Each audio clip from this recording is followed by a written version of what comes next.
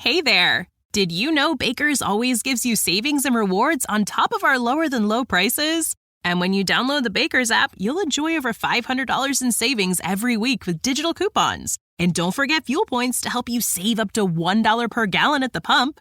Want to save even more? With a Boost membership, you'll get double fuel points and free delivery. So shop and save big at Baker's today.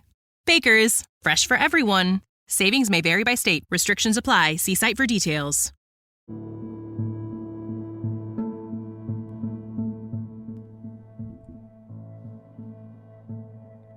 This podcast is made possible through donations from listeners like you and our partners at Goalie Ashwa Gummies.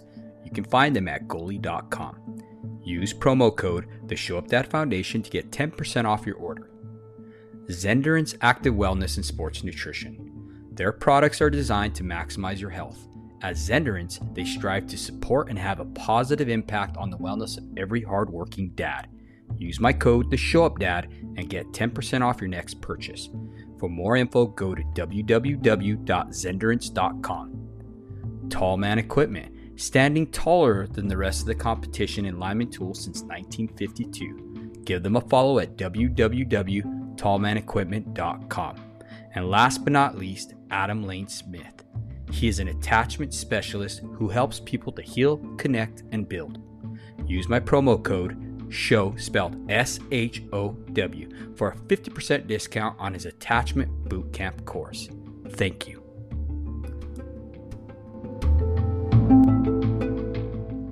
That is why we have created this marriage series, a platform for husbands and wives to come on and share what they do to be successful. Today, I'm joined with my beautiful wife, Jenny, to host our guests, Nicole and Tim Arrigo. Tim has been on our show previously on the episode Facing Your Pain and had some wonderful insight for listeners. We asked him to come on this episode with his wife to share what they have had to overcome and to breathe life into our listeners' marriages. Tim is a life breakthrough coach helping you to break free from self-destruct and reignite your marriage. Nicole is a certified doula, and together they have 2 children. Welcome to our show. Thanks so much, guys.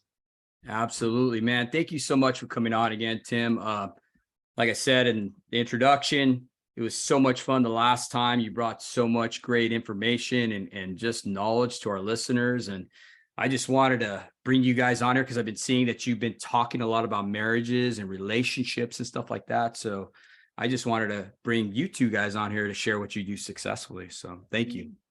Yeah, thanks again. I love coming on here, man, and sharing what we can with people and just providing value. And, you know, it's all about having the right people and the right tools to create success in our lives in any area. Yeah, for sure. Absolutely. Can you guys kind of tell us a little bit about how you met? Yeah. That's a pretty complicated, loaded. It's a definitely loaded question.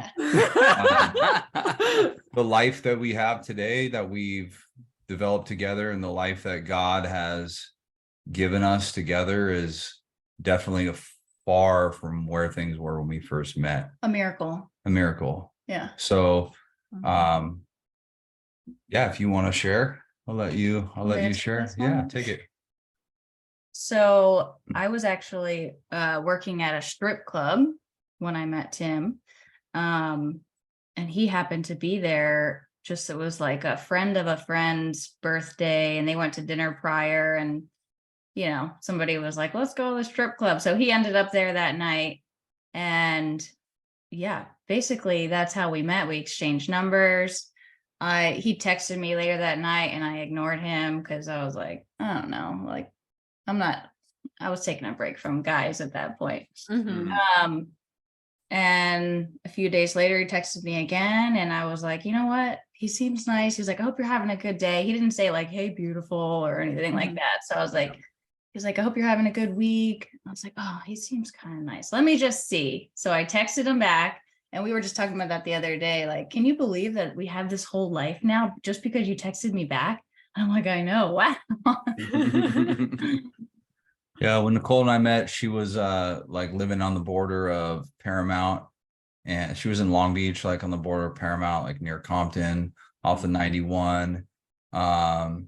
And, like when you meet somebody, like I'm the type of person, like when I meet people, like I see their potential and I connect with them. Mhm. And with Nicole, like I was able to see beyond the lifestyle that she was living. Yeah. And really see that like, like sometimes relationships and situations in our life, they put us in a position in our life where we're like lost and we don't know it. Yeah. And I kind of got that vibe from her, and it wasn't like I was coming in like, hey, I'm going to be your savior and I'm going to save you. But it was like, I really felt really hard for her. Yeah. I fell head over heels for her, and Love at first sight.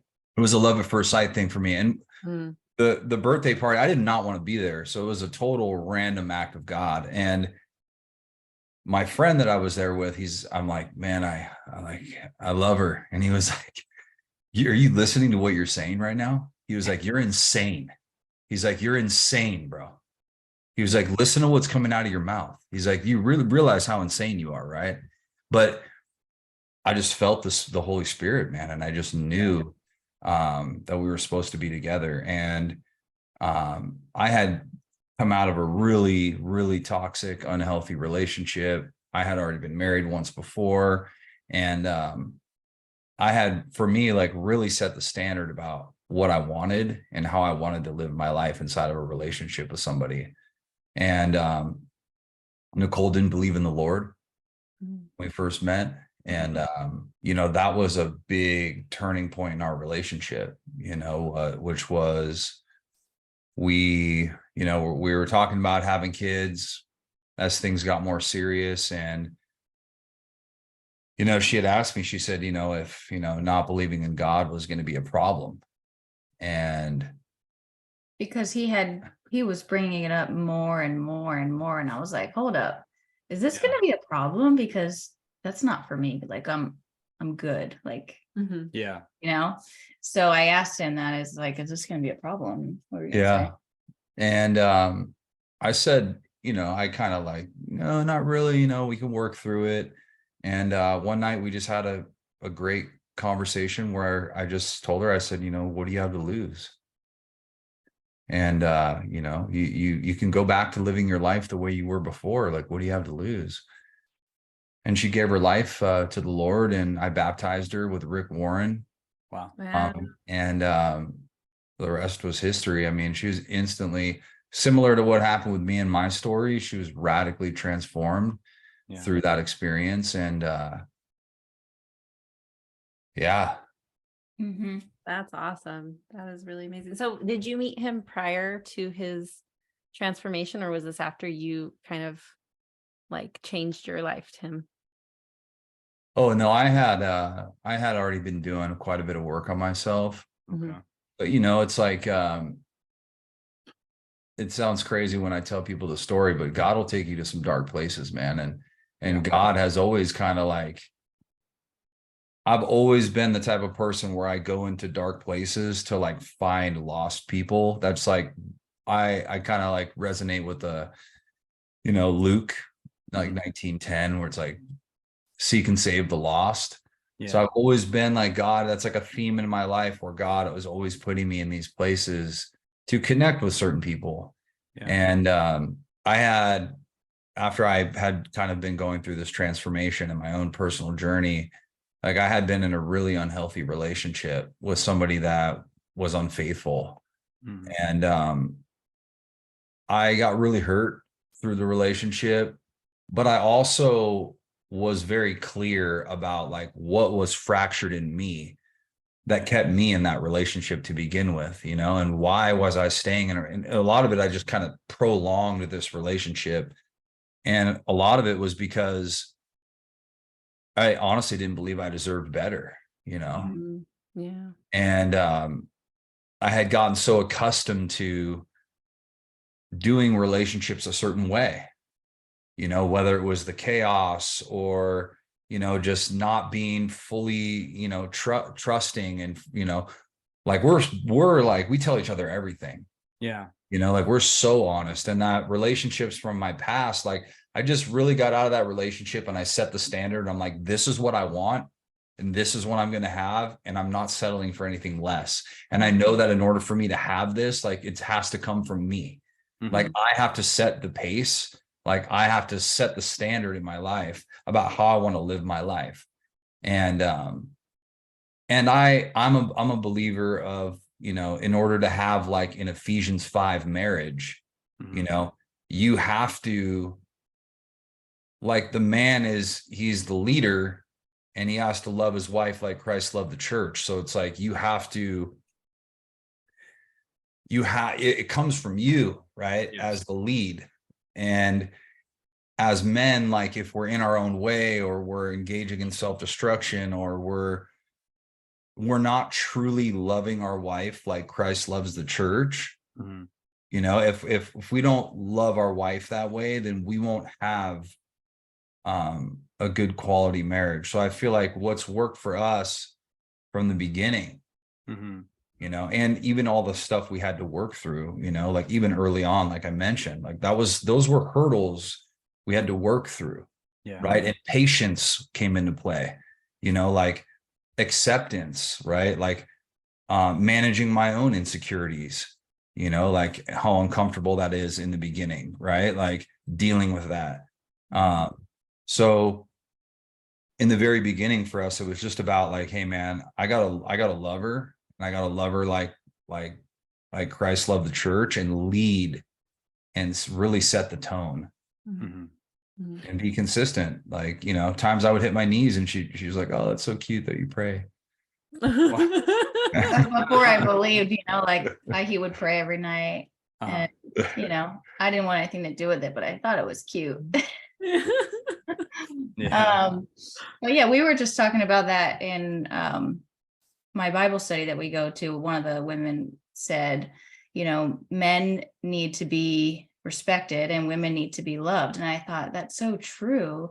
You know, like throughout our relationship, Tim always, even in the beginning, I thought like, is he serious? He would just tell me how he felt about me, like, you know, so strongly. And like, he still does that today. Yeah. And I always feel so confident in our relationship. Like I know where he's at. And, you know, like, so a woman needs to be loved and a man needs to be respected. And I think that is something that really works for us in our relationship.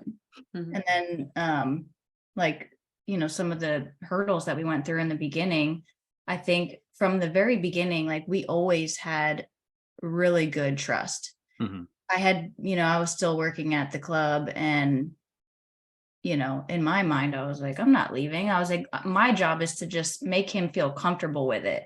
That was my thinking at the time. You know, obviously I think different about it now, but back then I was like, I just need to make him feel comfortable about it. So I would just tell him, you know, everything that happened on a nightly basis, what wasn't happening, what was happening.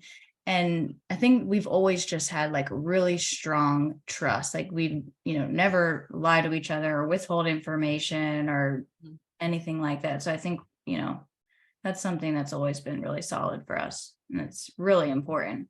I think in relationships that do have problems, that there's usually a fracture in the trust. Yeah, for sure. And when that trust is broken like that, you can supplement it by being open and truthful as well. Honest. Yeah, just honesty. Yeah, that's one thing we always tell the people we deal with is if trust has been broken, you can supplement that with honesty, you know, because trust is lost in buckets and earned in drops. You know what I mean? It takes time to build that again once it's lost. So, and I think that's a great like example in your marriage and your relationship, because day one, you guys were just really honest with each other. Yeah. Which is great because, you know, that's how you build so much trust and intimacy in a relationship. When you're really honest, you're not pretending to be somebody else by covering up things with lies and things like that. And like, I think that when you're in a relationship where there are lies present, somebody in that relationship isn't being authentically themselves. So they're lying to themselves and they're lying to you. So it's really hard to have like close intimacy with somebody like that. So true. I never thought about that. Yeah. And I think a lot of times too, you know, you go through that honeymoon stage, right? You put on your best face when you're courting or dating for the first time, right? The honeymoon stage, right? And, you know, a lot of times you can only keep up those charades for so long. Mhm. You know, eventually they're going to see who you really are, you know, and that's when like for me and her, when I started dating my wife, right? I hid that I chewed tobacco. I hid that I was, you know, a big drinker. You know, I put on this perfect facade, opening the Yeah. doors, all this stuff, right? Because how you catch a thing is how you keep a thing. So Right. I did that in the honeymoon stage. And then slowly but surely, she started seeing these little inconsistencies in my character. And she's like, whoa, whoa, whoa, time out, dude, hold the pool. You know, so, you know, those were stuff that I had to work on, you know, for sure. I had always been really, really honest too. Like I was always like, I'll tell you the truth, like to the point where sometimes you don't want to hear it. But Yeah, sometimes you're afraid. I think like a lot of people, and I could even relate with this. I mean, I remember in the beginning, I just, you know, creating that level of honesty right off the bat. I think that a lot of times we're afraid to be honest inside of our relationship because we're afraid of how someone handles that honesty. Yes. It's like, how are you going to react?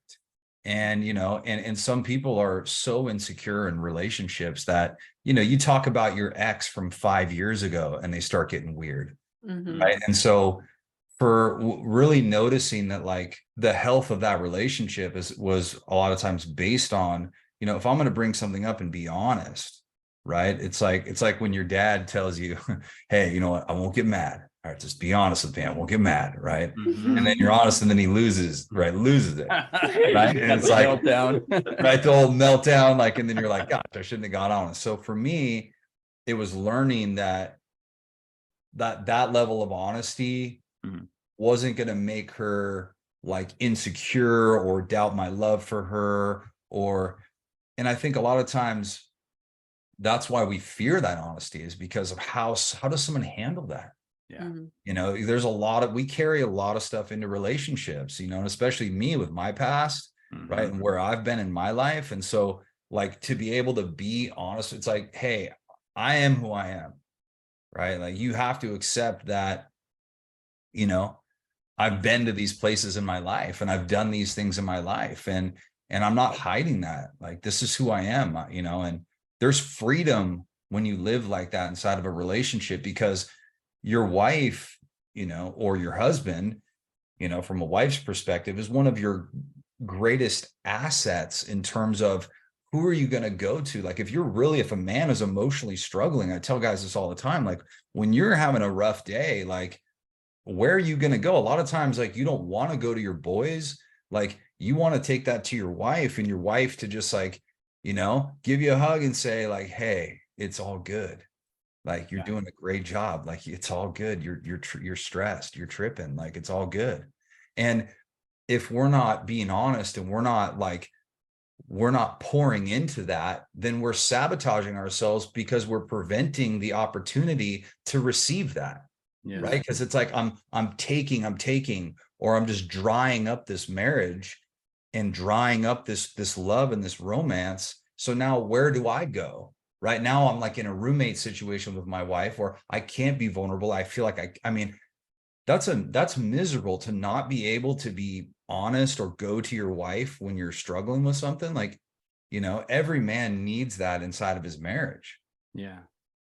Yeah, definitely. And just being able to create that safe space too. I mean, for you to come to them. I know in our relationship, I wasn't a safe person. She would come to me and I would flip out. And I think what it was is I had all these other stresses that I was carrying that I wasn't sharing with my wife. So when she did come to me with her problems or issues that she was dealing with, it was just like an overload for me. So then I would completely shut her down. Yeah. You know? Yeah. And you make a good point there too, babe, because when you're not really honest about what's bothering you or other things, you can't solve problems that way. No. Right? No. Because you're not saying, hey, you know what? It really bugs me when you're on your phone all night and you're not hanging out with me. You know what I mean? Instead of just like moping around the house. Yeah. So I do want to say, like, in your content that you put out, Tim, I hear a lot of stuff about like wives and the wives' perspective. And I just want to say that to me, it sounds like, and you can tell me if I'm wrong or not, like, even though you're the front man of Beyond Driven and the movement that you do, it really sounds to me like Nicole is the heart of it.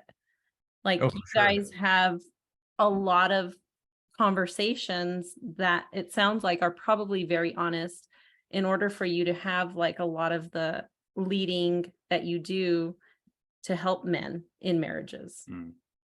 Yeah, I always tell guys, you know, like you were mentioning too, David, it's like the issues that we personally struggle with. It's like we think it's a communication issue in our marriage, right? And it's like, and it's not. It's an issue with us. You know, it's an issue with me and my defensiveness, or me and my hard-headedness, or, you know, you're approaching me about how you're feeling, and I'm taking that as like, so you're basically saying I'm inadequate as a husband, right? Like, so you're saying I'm not doing good enough, right? And it's like, and I think that intimately understanding these problems over the years has given me the ability to see things from someone, like from a woman's perspective in that relationship, because of what's transpired inside of our marriage, right? Is seeing what actually works and what doesn't work, you know, and a lot of things that you can make like work really easily. Right. Like without, you know, like just your like when you are consistent and you keep your word, right, and you do your best to manage your emotions, right, and you're trustworthy, and you can create consistency inside the marriage. You can create stability inside the marriage. You can create a better, you know, emotional intimacy, vulnerability, and physical intimacy based on simple things like your discipline and consistency, right? Because you become predictable. You become somebody that if I say it, I'm going to do it, right? And I think that a lot of guys they're trying to like reduce negativity in their marriage. And it's like, instead of reducing negativity, just try to increase positivity. Right? Because it's like, if I have 5 or 10 great interactions during the day with my wife, where I'm like, wow, honey, like your hair looks so beautiful right now. Or I'm like, hey, let me get that for you. Or I'm like, hey, so I was thinking like later on this week, right? So I'm like, I'm connecting with her, or maybe I'm doing an act of service around the house, or maybe I'm just giving her a compliment, or maybe like, those interactions pile up. And then if I have a blowout at the microwave, if I'm like, damn it, and I freak out at the microwave or something, and then I'm like, she's going to be able to overlook that as a lapse in my character rather than a state of being that I'm always in. Right. So a lot of guys are like, they have all this, you know, what they perceive as like, I got to eliminate the negativity. It's like, dude, conflict is a part. Yeah. The drama. Get rid of like drama. Yeah. They want to get rid of drama. And it's like, dude, conflict is a part of a relationship. So you're going to have to learn how to resolve it. It's like, it's conflict resolution. It's not absence of conflict. So stop trying to reduce and eliminate all conflict. Manage the conflict better, but let's increase the ratio of good interactions that you have. You know, like, how can you increase positivity? Because when you do that, she's going to be 10 times more likely to, I don't want to say overlook, but not hyper focus on the moments where you do have a lapse of character or you do fall short. You know, you're going to get more grace for that. And the negativity snowballs. So like you're saying, if you can throw in more positivity, you kind of, you know, outweigh it. Yeah, for sure. And I like that you said that manage a conflict better. That's problem solving. And I think when we're able to solve problems within our marriage as a husband and wife, now we're mirroring that to our children, and they're going to go on and they're going to be able to manage their emotions and solve problems as well. So we're actually teaching them instead of hiding it and not talking about the elephant in the room. Right. So I think that's really awesome, when couples can do that, for sure. Yeah. How was marriage modeled in your home and both of you Growing guys' up. home when you guys are growing up? Like, what did you guys see and how did that affect you? Want to start it? Yeah. I don't have a lot of memory of my parents when they were married because they got separated when I was in like first grade. So I kind of was back and forth with my mom and dad. So yeah, I mean, I guess I don't have a lot of my dad did end up getting remarried, and they have a really healthy relationship now. It was a little rocky in the beginning. They had some stuff to work through. But yeah, I don't think I had I guess I did and I didn't. My parents got divorced when I was like 14, but it wasn't the ideal scenario that I would want. Yeah. It was a lot of uncontrolled anger. Yeah. Yelling, fighting, not like a lot of like romance and love exchanged between one another. Yeah. Not kind of like, hey, my mom and dad are kind of over here and they feel this way about them. They have this kind of beautiful thing going, and then we're kind of the kids. It was kind of like everybody was in their own silo. Yeah. It was kind of like everybody was in their own thing. So, and I think on one direction, my mom was very shut down her feelings a lot. Whereas my father, who's a more expressive, but not in a good way, right? He was just dysregulated and very impulsive, angry outbursts, things like that, but amazing in other ways. Yeah. Amazing in other ways in terms of his grit and his perseverance and his discipline. But it was, and then you go back even further, right? Intergenerationally, like my family tree is all divorce. Wow. So all of both of my mom's parents, my grandparents on both sides, my mom, her mom and dad both got divorced. My dad's parents got divorced. So divorce was just something that was a part of our family history, Yeah, that's definitely kind of like how I grew up. I grew up in a very broken family. My parents got divorced and then they got back together. They got and then they would separate, and there was just like a lot of crazy stuff happening in the house with like unleashed anger. And crazy enough, I didn't think I ever really had an issue with anger, but yeah, I definitely bring it out. Yeah. I can now see like that it's a big issue. And because I will not be completely honest about what I'm struggling with, because we are still learning how to communicate with each other and how to hear each other. And then it kind of bottles up. And so, but yeah, it's a learning process, and we're getting better at it. Yeah. There's four main behaviors that typically destroy a marriage. Right. So you have the defensiveness, right? You have stonewalling. Yeah. Right. You have the criticism, and then you have the worst one, which is contempt. Yeah. Yeah.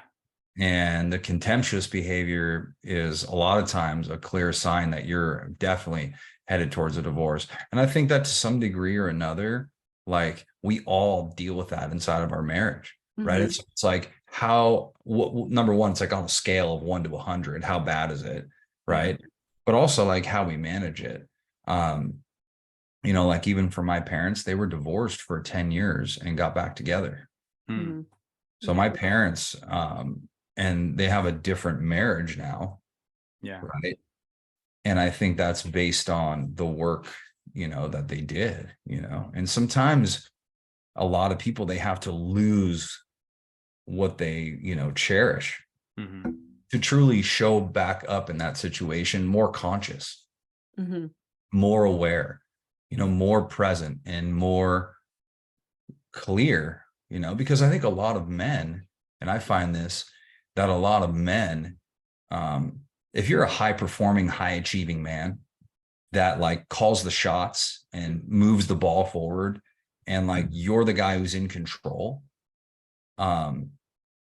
Those guys, they live in the illusion that they have time, right? And they live in the illusion of like, my wife's not going to leave me. Like, she depends on me. And like, so they sit on the fence and they bargain with this reality of like, I have more time to waste. And they don't realize that it's like, hey, you might be a guy who everybody comes to for answers to problems. But I want to tell you, like, if you don't have the answer to this problem and you're not going to look for the answer or seek the answer or try to solve this problem, you're with somebody else who has free will. Mm-hmm. There's another party involved in this situation, right? Your wife. She's not mandated to be with you, right? She's not handcuffed to you. That wedding ring is not a shackle, you know, although it can feel like it for a lot of people. It's not a shackle. So, you know, you don't have all the time that you think you do. You know, for my dad, it came out of left field, totally out of left field. The day that my dad lost his job was the day my mom told him that she wanted a divorce. It was the same day. And it was just boom. And it was no warning. No, we sold the house. It was over. And then did go and, you know, get an education. Yeah. My mom went and got her master's degree, became a teacher, worked with special ed kids. And my dad went on his own journey of his own kind of healing process and his own journey that he went on. And I feel like, you know, sometimes in life, like, you know, a lot of guys I work with, they hit that rock bottom and they're like, the only thing they care about is like getting their marriage back. And it's like, bro, all you care about is this marriage. And it's like, but you're not focusing on, it's like, you need to work on you. Yeah. It's not about changing your marriage. It's about changing the man that shows up to the marriage. If you change the man that shows up to the marriage, you're going to get a different marriage. Right? Like, because you're a different guy in that marriage. And it's like, so I think a lot of times, like, I loved what you shared because, you know, with the anger, you know, like sometimes when we deal with that anger, it's not easy to admit that, but it's so funny because it's so common. Yeah. Like, what's most personal is what's most relatable. You know, like, we think we're inside of our marriage and it's like, I'm the only one dealing with this. And it's like, everybody's dealing with this, but how are you dealing with it? Right? Are you doing what you had mentioned where it's like, hey, you know what? I didn't think I had an issue with anger, but you know what? I kind of do. And it's like, we can kind of joke about it and kind of go like, yeah, it's totally normal. Like, all of us do. And you know what? Like, that moment of, this is what I'm struggling with. It puts us in the driver's seat to like do something about it. Yeah. It's crazy because when you get to that point where you hit rock bottom, right? You can either go left or you can go right. You could choose to work on yourself and change what you did wrong, right? Or you can stay there and forever be perpetuated in this cycle where, oh, woe is me. I'm a victim of this. And I've seen both ways. I've seen people come out and become overcomers. And I've seen people who are just continuously in that spot. It's almost like they got stuck right at the point where that trauma happened and they never grow from there. Yeah, it's sad, you know.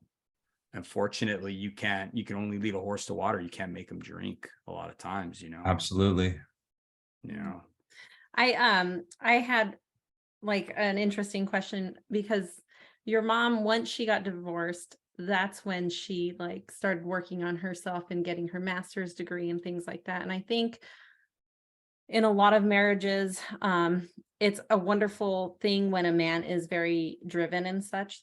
But I have to ask, Nicole, how do you make sure that there's space still for you to be able to do all the things that you know you want to do and you aspire to do? And Tim, how do you support her in that? How do you make the space? Because I think a lot of people, and women especially, because we're nurturers, feel that they don't have the space to be able to work on themselves because they're taking care of everybody else.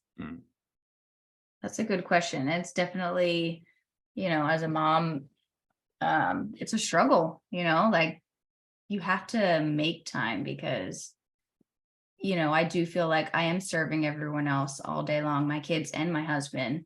While he works, I'm, cooking him meals, bringing him water while he's up here in the office, and I'm taking care of the kids, and I'm just giving. You do have to make time. And, something I love about Tim is that he's always been very supportive of me. I'm not the type of person, I hate to say this, but I'm not the type of person that like, I don't believe in myself. I have all these lofty ideas sometimes, but I won't believe in myself to do something. And Tim has always been like very supportive of me. I'm very grateful to be with someone like that.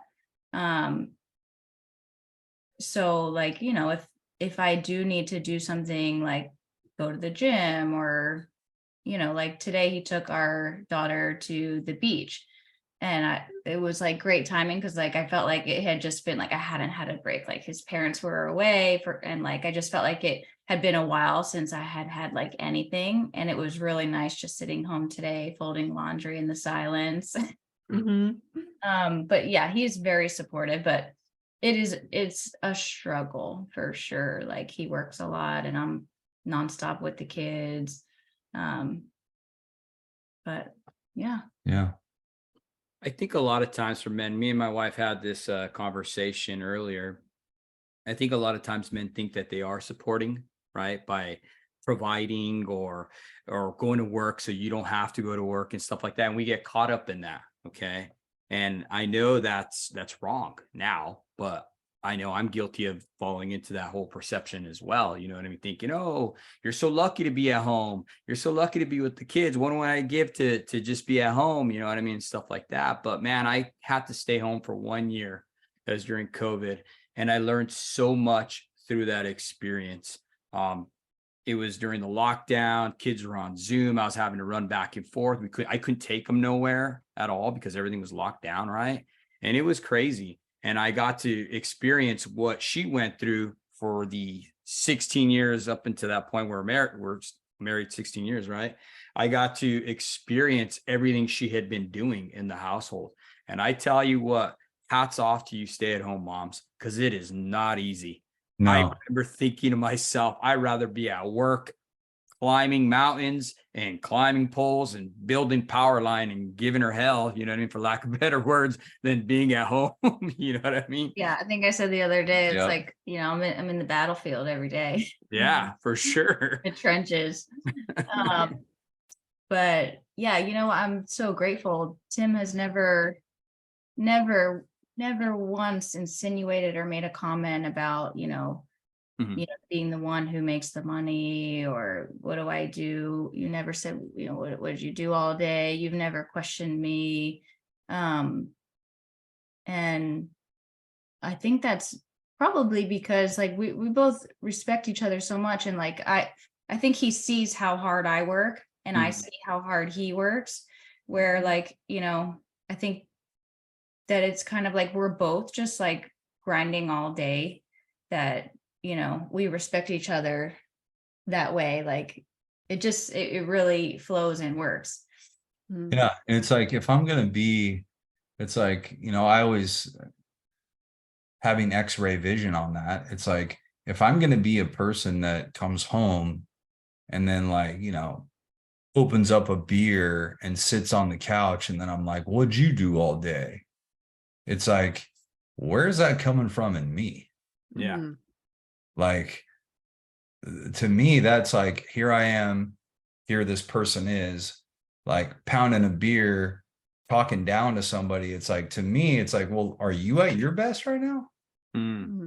Like, and where is this coming from in you? Like, to me, it's like, I think a lot of men will use that as a justification to rationalize like not having to elevate the standard, right? Like in their marriage. It's like, I'm a believer of, if you're a good man and if you live in alignment with the will of God, your wife will organize around you. Like your wife is going to organize around your energy. Like if you're passive aggressive, if you're aggressive, if you're overreacting, if you're an alcoholic, your wife's going to organize around that in her own way. And it's going to be broken and unhealthy. But if you're in complete alignment with the will of God inside your marriage, your wife will organize around you. You know, and organize around you, I mean, in the sense of come next to you and support you, right? And be on your mission with you, right? And want to support that mission and want to be supporting your, you know, what you're doing to spearhead this family, you know. And I think that when guys, they're not sharpened and they've gotten dull from life, right? And they're struggling with something, and it's like, that's when those behaviors happen, you know, a lot of the contempt and the criticism and talking down and put downs. It's like, why would you need to do that, bro? It's like, if you're happy, then you're happy. Like I've never met anybody with high self-esteem that had the need to talk down to their wife. You know, like that doesn't exist. So your relation, like what is relationship? God creates relationship to amplify human emotion. It's like, and what is being amplified in your marriage? Is it, you know, toxicity and anger and resentment and insecurity and, you know, mistrust? What's being amplified? Or is it passion and gratitude and service and peace? And, you know, what's being amplified inside your marriage? Because the marriage is going to bring out all the parts of you that you need to work on. Yeah. You know, like the marriage, all the marriage does is it's like a mirror, and it just reflects back to you and says, hey, this is all the stuff you need to work on. And people go, oh, it's easier to be single. Well, the only reason people say that is because they don't have to they get to live their life without having any of these inner issues become any sort of a hindrance inside of their relationship. Inside of a marriage, right, is you really working on yourself for that other person, right? It's like, who am I giving to this person, right? Like what version of me? And I've always been in the belief, and this has happened in our marriage, and this has only happened because of God, not because of me, right? But because of what God has done in me and through me, that I'm humbled and honored to be a part of. I'm blessed, which is like, when you take on that mentality of like, how is who I'm going to be as a husband going to impact this person, right? Like, will I be a positive influence? Will I be a voice of reason? Will I be a beacon of hope? Like, will I be their encourager? Will I be their supporter? Like, who am I going to be for them? Because if I'm living with them, like, I'm going to have an impact on their life. So what is that impact going to be? You know, you guys are not the same people that you were when you met. You know, we're not the same people that we were when we met, you know, and that transformation happens. Like you take two colors and you put those colors together and it makes a new color. Right? It's like, that's what God does inside that marriage. You know, two become one, that cord gets tied and it looks different. You know, and you look different. So it's like, if I'm in a marriage with somebody after 5 years, I'm going to be different. And either I'm going to be better or I'm going to be maybe not as good. And I always need to look at myself and say, like, you know, people, when they talk about their relationship, it's like, hey, you're in this relationship. You're 50% responsible and you keep this relationship. So if you're going to talk negatively about your wife all the time, it's like the state of existence that your wife is in every day is a reflection of what are you putting in? Like, what are you putting in? You're talking negatively about your wife, but it's like, dude, number one, do you understand how bad that sounds? Of you talking negatively in public about your wife? Do you understand how bad of a look that is for you? Like, do you understand? You're really revealing to the world and to everyone around you. Like when guys talk like blanket statements, oh, you know, like, oh, that's just my wife. Like, and they have these kind of condescending statements that they make. And it's like, you're really like, how close are you really with her? Mm-hmm. Right. Like, and I think that goes back to like, what model do we have for a healthy relationship? And for me, I think the only model that I ever had that was healthy was God. Yeah.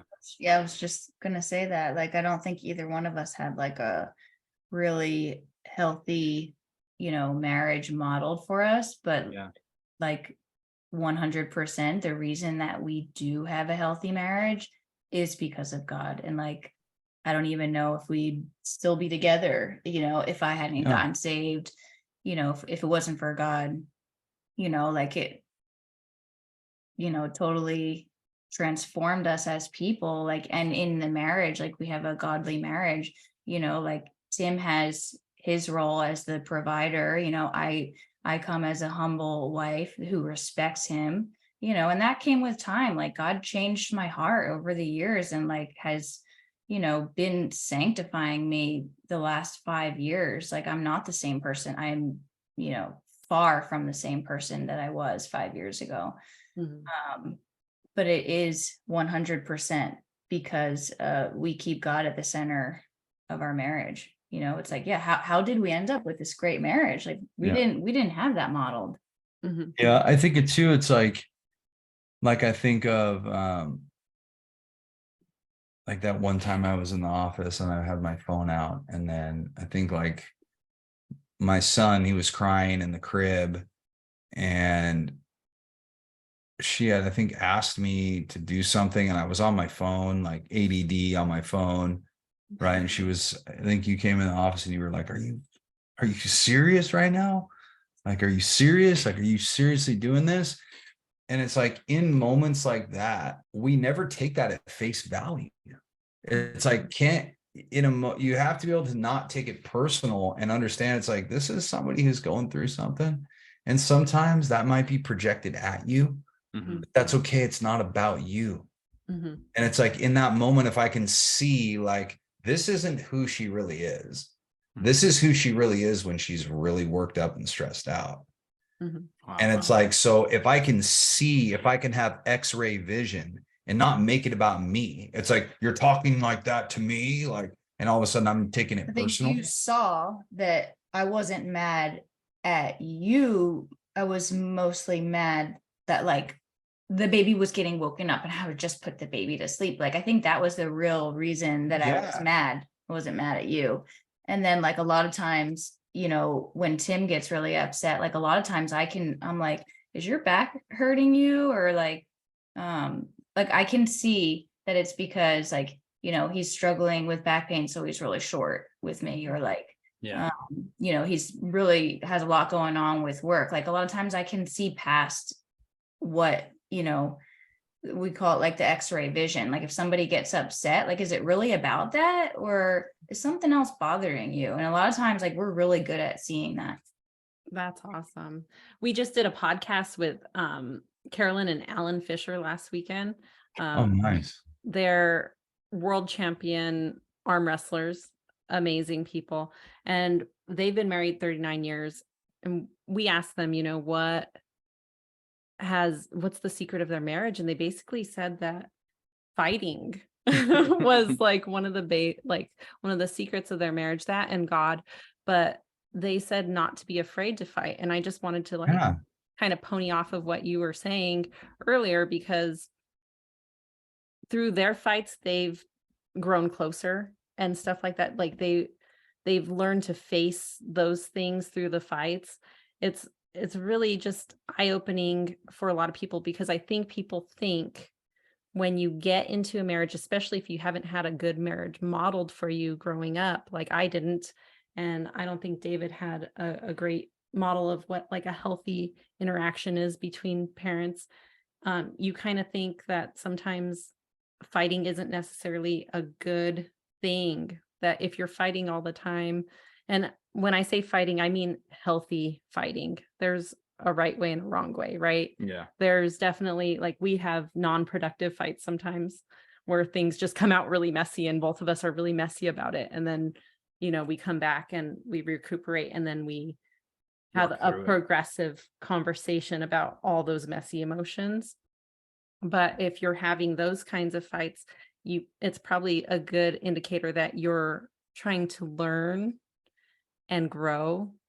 And I think some people think that if they're fighting in their marriage, that it's a bad thing. But like what you said is, when you're in a marriage, it shows you what is inside of you, what is actually kind of broken inside of you and what you kind of need to work on. God created these relationships so that way we can be grow as people, not necessarily be comfortable as people, right? His intention is for us to grow as people. We should be always intending to grow as people, furthering ourselves. And when you're fighting in a marriage, that can be a good thing if you can learn to do it in a progressive manner. Yeah. And I think that's why culture nowadays really harps on how affairs are this wonderful thing, because affairs are a vanity mirror. It's not a real relationship. It's this vanity mirror showing you that all the things you want to hear, all the things you want to know about yourself, and none of the real stuff, right? And the real relationships, the real meaningful things happen in the hard times in the marriage. Yeah, that's a really good point. Like, I think you do learn a lot about each other in an argument because, like you were saying before, like, it's not good to bury things. So when you do kind of like, have an outburst and, something comes out, it's like you're learning, like, okay, what is like really important to you? What, what makes you tick? What makes you work as a person? What really bothers you? So like you do learn a lot about someone as you argue. And then like, how can you learn conflict resolution or like how to have a healthy relationship without the arguing? One thing that's, go ahead. Sorry. I was just going to say one thing that's really helped me is if you have the same core values inside of a marriage, if your wife gets upset about something that you might not agree with, if you look at what it's tied back to in terms of core values, it's actually something that you want too. Like, so for example, like if my wife gets upset that I'm home late and dinner's ready and I'm home late and I said I was going to be home, but I came home late and she's upset. It's like, and maybe she snaps at me and she's like, I thought you said you were going to be home on time. And I take that personal and I get upset and I take that, it's like, if I tie that back, it's like, well, this dinner time is important to me too.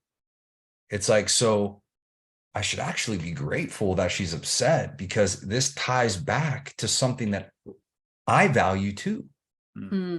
And I think a lot of times inside of marriage, like if there is conflict, if we can look at what it's tied back to in terms of core values, it might seem like we disagree on the surface, but if we tie it back, we actually are both valuing a core value. It's just coming out in different ways. It's like if we're disagreeing about where they go to school, it's like we both value the safety and education of our kids. And it's like, there's argument about what's happening, but it's like we hold the same core value. And if we could go back to the core value and say like, hey, what are we really concerned about here? What is it that's really bothering us? And are we on the same page with this value? Yes.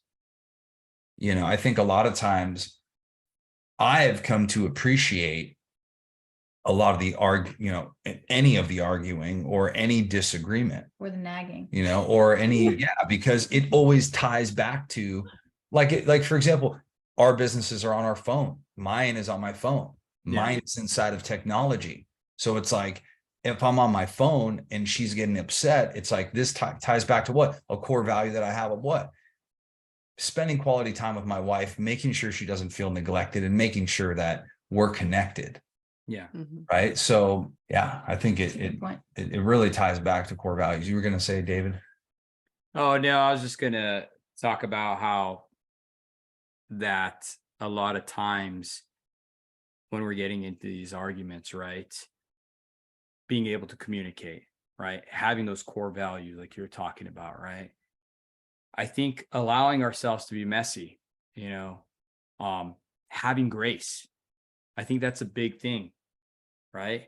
Because we're not going to get it right as husbands. I'm messy. I say things that I don't mean. I get caught up in the moment and I'm trying to communicate to my spouse or whatever, and it may not come out correctly at that moment. But if she gives me the grace, right, to stop and think about what I'm actually trying to say, then I can change it to and kind of communicate more of my heart to her, right? And then her having the grace to be able to say, hey, okay, now I understand what you're saying, versus just getting upset about it, right? So I think as couples, we need to just allow ourselves to be messy and allow ourselves to have that grace. Yeah. That's amazing. I mean, that's amazing because I was not familiar with, what I grew up with was performance-based love. Me too. So love was something you had to earn.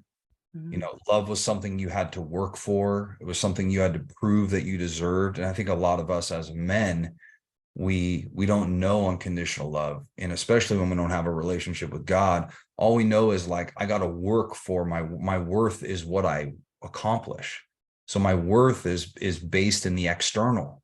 So I get in a relationship with somebody and it's like, they want to know all of me. And it's like, well, I'm not comfortable like telling you everything because I'm afraid that like you're going to feel different about me. And that was a startling revelation for me inside of our marriage, which was I can tell her anything and she literally doesn't flinch. She doesn't even bat an eye. And because she can see beyond all of it and see deep inside me and loves me unconditionally, regardless of what I do, regardless of what I accomplish. And that doesn't give me the green light to like not, live above reproach, but it gives me the ability to like go to her in that honesty, like you were saying, and truly be transparent and be okay being fallible, like, hey man, like, I know I did that. Like, that was a total wreck. Like, I'm sorry. That was a total mess. Like, man, that sucked. Like, I totally ruined that. Like, I totally ruined that. And making it, it's kind of funny because you're okay with it. It puts a confidence in you as a husband to know, like, I'm okay. I can crush it over here, kill it in this area, and I can be messy and not be perfect. And my family loves me, man. And they still love me the same. And they don't hold it against me. And they don't have this unrealistic expectation of that I'm supposed to be this type of person. It's like our wives know we're already carrying the weight of the world on our shoulders. And a lot of wives don't know that because the guy doesn't share that. Right. And so he lives with this crippling like pressure, which a lot of times just causes him to implode or explode and destroy the very thing that's designed to support him. I found that a lot of men that I deal with, they're under the impression that their wives already know what they're going through. Yeah. That's dangerous, right? That is absolutely dangerous. I like what you said. You need to share that with them. Be open, be honest. Yeah. What is intimacy? Intimacy, right? We got to be open. Yes. That naked marriage that some podcasts have talked about, right? Yes. I think that's been a number one kicker for a lot of guys I've dealt with is their assumption, right? Assuming, well, she should know I'm tired. I just worked 24 hours straight, 8 hours off. I just bought her a Mercedes, right, G-Wagon or whatever, right? Right. And expecting her to be happy. But at the same token, like my wife used to tell me, I don't care about that. I want you. You're the only thing I want. I don't care about a nice house, nice car, nice ring, any of that stuff. I want you. I couldn't wrap my brain around that.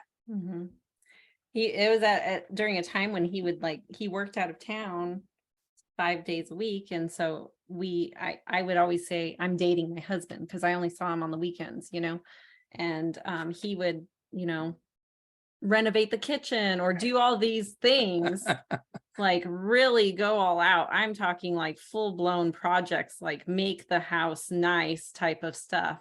But it was never home unless he was there. So, and I would explain that to him, and ultimately he ended up feeling like whatever he did wasn't enough for me. When I didn't need all those things. I didn't want, I wasn't asking for those things. I was asking for him. I was asking for him to be with me, to see me, to live life with me, to understand the, problems with me and stuff like that. That was the main thing that I wanted. And that's the main thing I still always want. I just want him to listen. I just want him to be there. You know what I mean? Like, we could be in the most beautiful mansion in the world, but if we're not in alignment in our marriage, it's lonely. Yeah. If he's not there, it's lonely. It's really important to communicate and talk about those needs. Like, we were kind of just going over that stuff recently. We were talking about, like the 5 love languages. And it just kind of reminds me, you were in Mexico for a few days, and that day I knew he was coming home, so I like cleaned the house, I got the kids all dressed. I think I was just doing things to, I knew he was coming home, and all day I was kind of preparing for him to come home. And then he made a comment like about that I didn't say something or show verbally that I was like, excited that he was coming home. So it was like, in one way, It's got to make it about us, bro. So it was like, maybe you think that you're showing it by remodeling the house, and you feel like you're showing it in one way. But you're just kind of like, you guys aren't connecting there. Goes back to expectations, where I think a lot of times too, as men, it's like we think, oh, my wife should know how I feel about her. She knows. And it's like, well, no. Women are different. They want to hear it. Yep. Like, they want to hear how you genuinely feel about them, that reassurance. And even us as men, like, it does something inside of a relationship when you can constantly let somebody know, like, and especially, and I emphasize this a lot, when we as men, when we develop our self-awareness and our emotional intelligence, our empathy increases. Our empathy increases. So I start to take a look at myself and I go, well, if I'm feeling like this, what is she feeling like? And that, instead of being defensive, I start to get curious. And when I start to get curious, that opens me up to a world of possibilities with my wife, because then before my wife even says something to me about like what she's upset about, I can look at her and I can validate her, and I can say, hey, I know you probably feel this and this because of this and this. Is that true? And she'll go, yeah. And it's like, a lot of guys sit and wait, right, for their wife to well, I don't know if she's upset. Well, I don't know. It's like, come on, bro. You don't know? Like, you act like you're clueless. Like, take a look at yourself. And because you don't understand how things trigger you and how that's connected to something from your past, right? Even maybe a previous relationship, you're not able to see, you're just looking at surface level issues inside your marriage. Like, this is not a surface level problem. Like a lot of this is stuff that you brought into it. Like, where guys will say, my wife, dumps her emotional baggage on me. And it's like, so you look at your wife's emotions as baggage. So that's your perception about your wife's internal struggles, is that it's emotional baggage. Wow. It's like, so that already you're off already. Right? So much. And I think because as men, we see vulnerability in our previous life prior to a marriage, growing up with men, around men, the bravado, the masks that men have to wear, we see vulnerability as a weakness. It's like, vulnerability, share my emotions. I don't do that.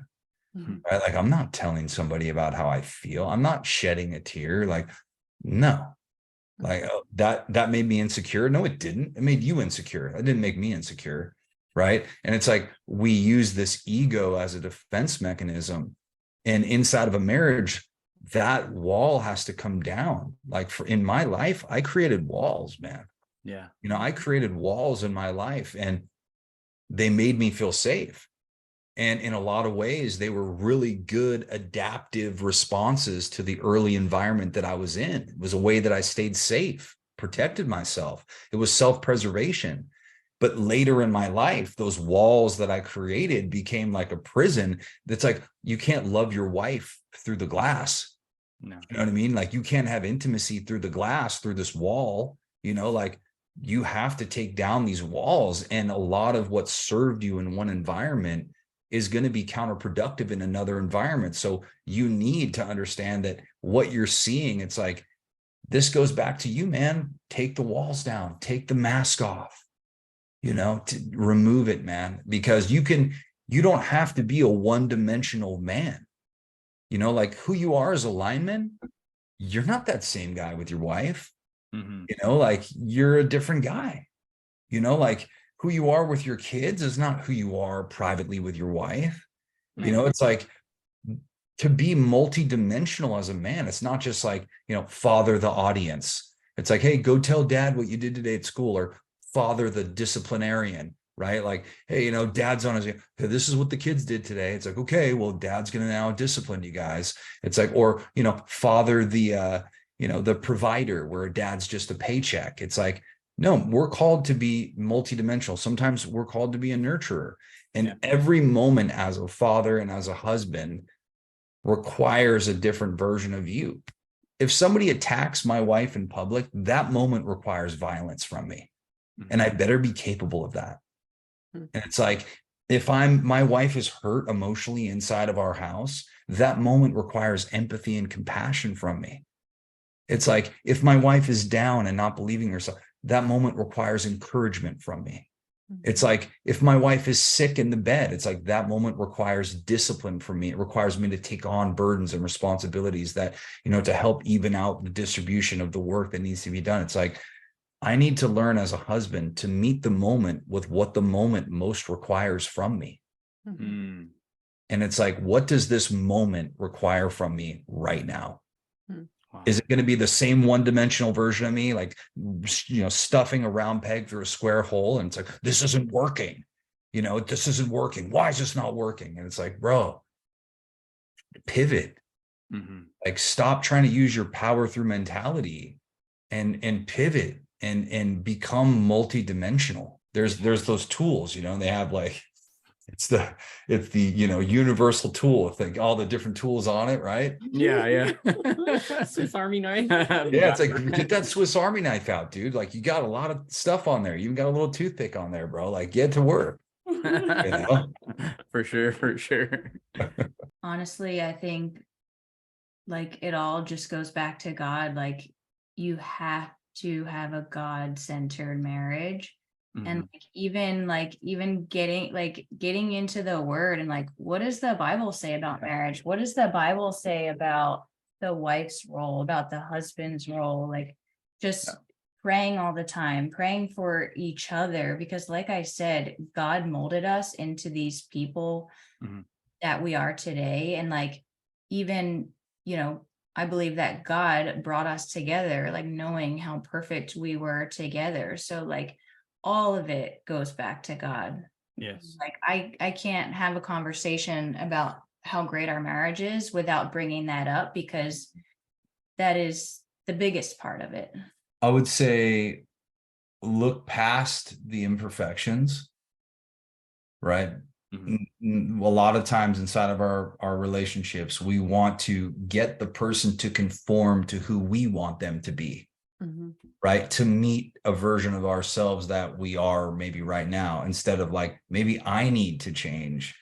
And I think that naturally we do that because sometimes we might naturally not want to change or resist change or not think that we have to.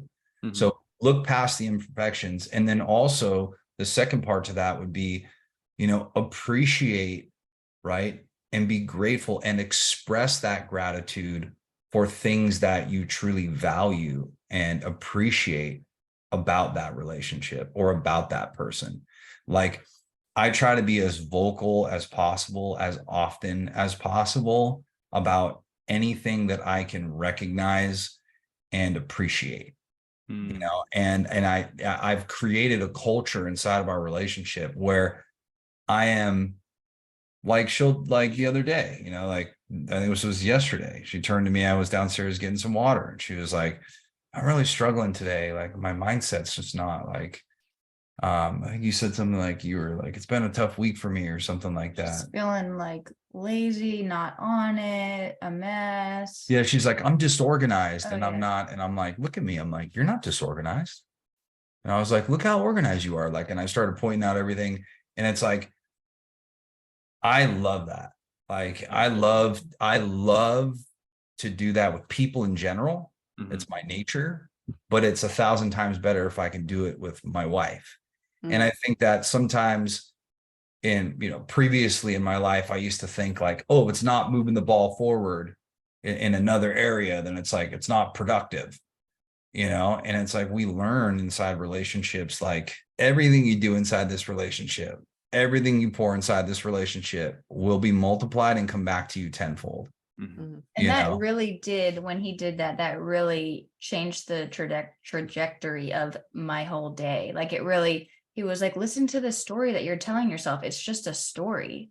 He was like, change the story. He's like, look, you are doing it. You're not this. He's like, change the story. And it really, just by like how powerful words are. He came in and said that to me in the kitchen, and my whole day changed. And you've done that for me. Like, and I think that we creating that. So it's definitely looking past the imperfections and definitely appreciating, you know, pointing out what you do appreciate, and knowing that you can, you know, I've been in situations in my life where I'll tell you right now, I can bring out the worst in people around me. You know, I have been the worst influence on people ever. Right. Yeah. And if I can bring out the worst in people around me, I can bring out the best in them too. Like, what makes me think that I can't bring out the best in somebody else? And I think a lot of men and a lot of women believe or don't believe that they can bring out the best in their spouse. You know, you can bring out the best qualities in them, or you can bring out the worst.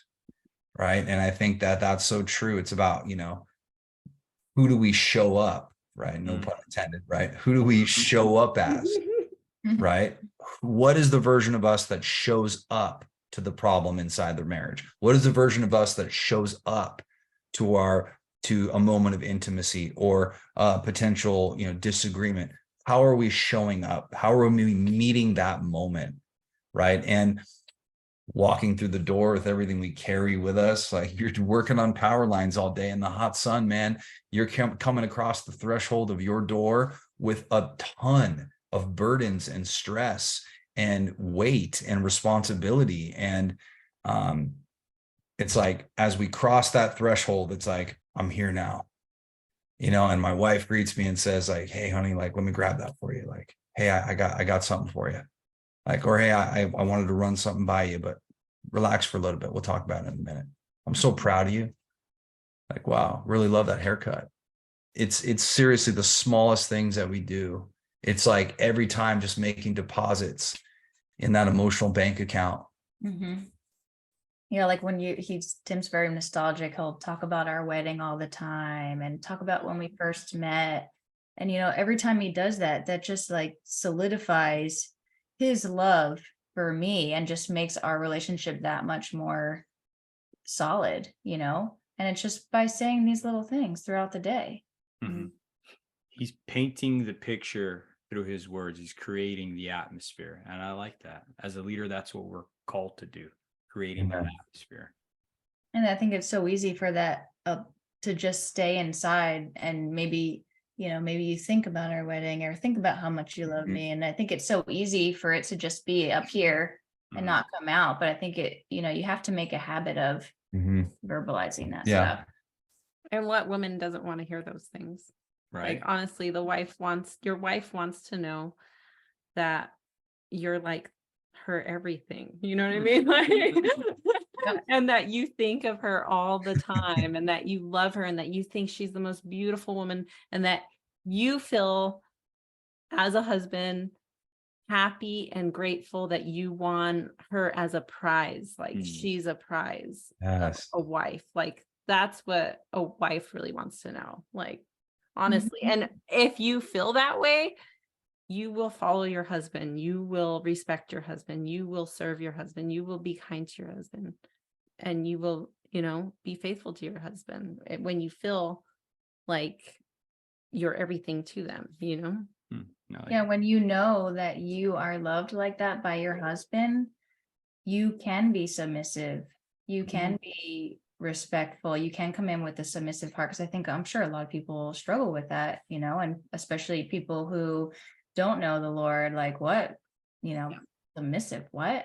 But if I know that my husband loves me the way that he does, I can be submissive, because I know that he has my best interest at heart. If I don't know that, how can I be respectful and submissive? Yeah. Well, you guys, thank you so much for coming on our show and just sharing what you guys do to be successful. It's always a pleasure, Tim. Love you, bro. I love you too, man. Thank you. Thanks for having us. Man. Absolutely. Can you guys share, Tim? I know you have this free training for in relationships. Can you share that right now? And I'll put it in the show notes as well. Absolutely. Join you. So beyond-driven.com and beyond__driven on Instagram, and then beyond.driven on TikTok. And we have a free training. We have a free Facebook group where we just provide insight and we provide value to people. There's a lot of people that are struggling inside their relationships. So we also have the Total Breakthrough Academy, which is a private coaching program that I have with, we have team members, we have coaches that work with us. We have a course, we have an app, we have tools and skills that we teach people how to actually apply into their life. And we do live calls during the week where we talk about skills and strategy, and we just help guys open up really that Pandora's box, so to speak, of all the stuff that they've, been carrying and dealing with, in and outside of their marriage, so that they can just step up and be the leader and the husband that they need to be and want to be. So we offer that free training. And, I'm always happy to connect with anybody that's struggling, you know what I mean?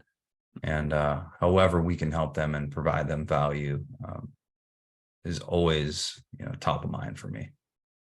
Right on. Well, once again, guys, thank you so much. And if you guys haven't gave him a follow, he gave you the information how to follow him. He's doing an amazing thing, guys. So thank you once again to Tim and his wife, Nicole. Thank you guys for coming on our show. Thank you. Thank you.